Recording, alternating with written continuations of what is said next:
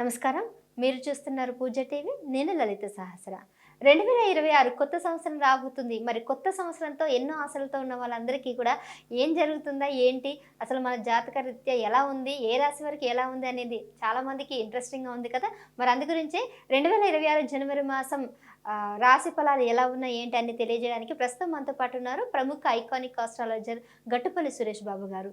గురువుగారిని అడిగి ఆ విషయాలు రాశి ఫలాల గురించి పూర్తిగా తెలుసుకుందాం. నమస్కారం గురుగారు. జై శ్రీమన్నారాయణ.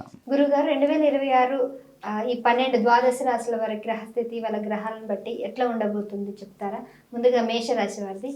ఖచ్చితంగా అండి. ఇక్కడ మేషరాశి వారిని తీసుకున్నట్టయితే కనుక అందరికీ కూడా ముఖ్యంగా ముందు నూతన సంవత్సర శుభాకాంక్షలు. ఇక పోతే 2026 సంవత్సరం జనవరి మాసం.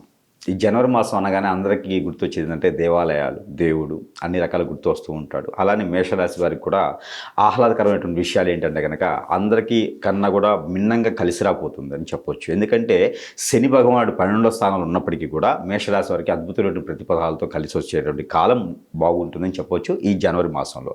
ఇక శుభకార్యాలు చేసుకోవడానికి అయితే అంత అనువైనటువంటి సమయం కాదు అని చెప్పొచ్చు మేషరాశి వారికి. ఎందుకంటే మోఢ్యమి 3 నెలల మోఢ్యం అనేది మొదలవుతుంది కాబట్టి ఈ మోఢ్యమి అంతం ఎప్పుడేంటిది కనుక ఫిబ్రవరి 19 వరకు కూడా మోఢ్యంలో ఉంటారు ద్వాదశ రాశి వారు అందరూ కూడా. అందుకని శుభకార్యాలు నిర్వర్తించడానికి మాత్రమే పనికిరాదు. అలానే పెళ్లి చేసుకోవాలి, పెళ్లి సంబంధాలు కుదరాలి అనుకున్న వారికి అయితే మన అమ్మాయి మన అబ్బాయిని అనిపించుకోవడానికి మాత్రం పనికొస్తుంది. ఇక పేరెంటాలు కానివ్వండి, ఏదైనా అన్నప్రసన్న లాంటివి అయితే చేసుకోవచ్చు. గృహప్రవేశం లాంటివి కూడా చేసుకోకూడదు మోఢ్యంలో జనవరి నెల మొత్తం కూడా. ఇకపోతే పెద్దలకు చేయాల్సిన కార్యక్రమాలు ఏమైనా ఉంటే కనుక అవి ఖచ్చితంగా చేసుకోవచ్చు ఇది జనవరి మాసంలో. కాబట్టి మేషరాశి వారికి పితృదోషాలు కూడా కొన్ని కనపడతా ఉన్నాయి. ఇకపోతే వ్యాపార సమస్యలు నెలకొల్పాలనుకుంటే కూడా కొత్తగా వ్యాపారాలు చేయాలనుకున్న వారు జనవరి 17వ తారీఖు తర్వాత వ్యాపారం మొదలు పెట్టుకోవచ్చు. కొత్తగా ఏదైనా మొదలు పెట్టాలంటే కూడా జనవరి 17వ తారీఖు తర్వాత మొదలు పెట్టుకోవచ్చు. దీంతోపాటు ఏదైనా విదేశీయానం ప్రయత్నించాలంటే కనుక జనవరి 22వ తారీఖు తర్వాత ప్రయత్నం చేయవచ్చు. దీంతోపాటు ఏదైనా గ్రూప్ 1 గ్రూప్ 2 పరీక్షలు ఏదైనా రాయాలనుకున్నా కూడా జనవరి 22 తర్వాత అప్లికేషన్ నింపుకోవచ్చు. ఏదైనా విదేశాలకు వెళ్ళాలనుకున్నా కూడా ప్రయత్నం చేసుకోవచ్చు జనవరి 22 తర్వాత.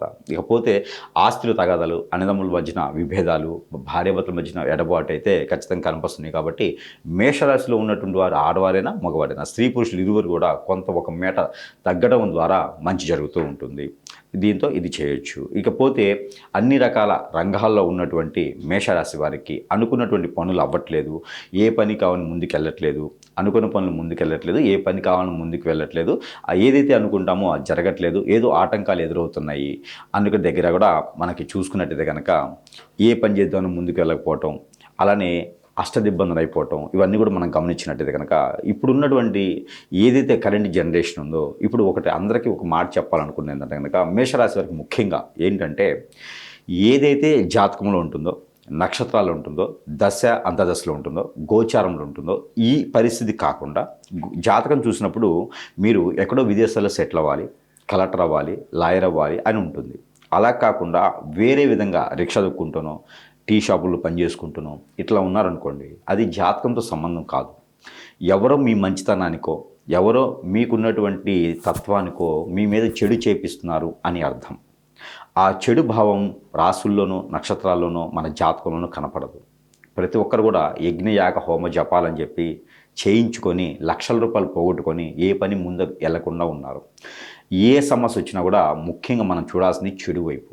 మనకి ఏదైనా చెడు జరుగుతుందా అని చూడాలి. ఇప్పుడు మనకు ఆరోగ్యం బాగాలేనప్పుడు హాస్పిటల్కి ఎలా వెళ్తాము, మనకి ఏదైనా చెడు జరుగుతుందన్నప్పుడు ఏదైనా మంచి గురువుని సంప్రదించాలి. అలా సంప్రదిస్తే వారికి ఏ చెడు జరిగింది గమనించి దాన్ని తగ్గటువంటి పరిహారం చేసినట్లయితే అప్పుడు వీరు అనుకున్నటువంటి స్థానానికి, చలనానికి, వీరు అనుకున్నటువంటి పరిస్థితికి అయితే ఖచ్చితంగా ఎదుగుదానికైతే అవకాశం ఉంటుంది. ఇక జనవరి మాసం 2020 సంవత్సరం అయితే కనుక ఏదైనా మంచి గురువుని ఎంచుకొని అక్కడికి వెళ్ళి వీరు ఏదైనా పరిష్కార మార్గంకి వెళ్ళి చూసినట్టయితే వీరికి ఆగిపోయిన పనులన్నీ కూడా సకాలంలో పూర్తి అయ్యేదానికైతే ఆస్కారం ఎక్కువగా ఉంటుంది.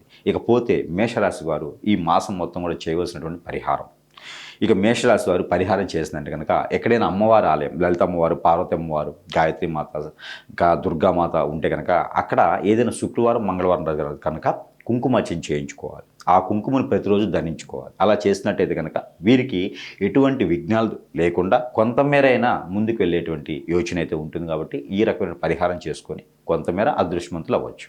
చూసారు కదండి, గట్టుపల్లి సురేష్ బాబు గారు రాశి ఫలాల యొక్క డీటెయిల్స్ అన్నీ కూడా మనకి బాగా ఎక్స్ప్లెయిన్ చేశారు కదా. మరి ఆయా రాశుల వారు వాళ్ళు తగ్గట్టుగా ఏవైనా ఉన్నా కూడా జాగ్రత్తలు తీసుకోండి.